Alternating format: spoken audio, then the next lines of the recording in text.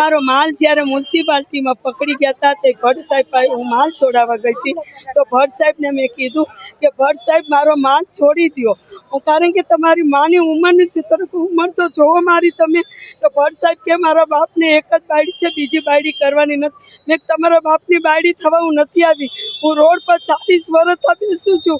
કોઈ મને ઉપર હાથ નથી લગાવ્યો, કોઈએ મારી સામે જોયું નથી. હું જોવાનીથી ગટ પર મારવા ગયું છે, પણ ભટ્ટ સાહેબે આવા શબ્દ મને બોલ્યા છે.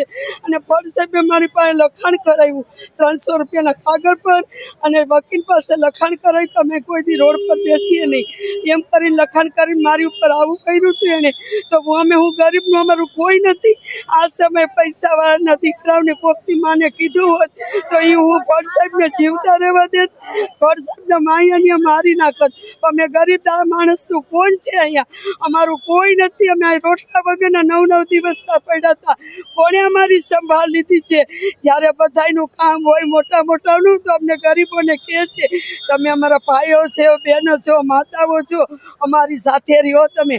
એમ બધાની સાથે રહીએ છીએ, પણ અમારા ગરીબનું કોઈએ સાંભળ્યું નથી. અમે 9 દિવસ આમને ભૂખ્યા તરસા બધાય પડ્યા રહ્યા હતા.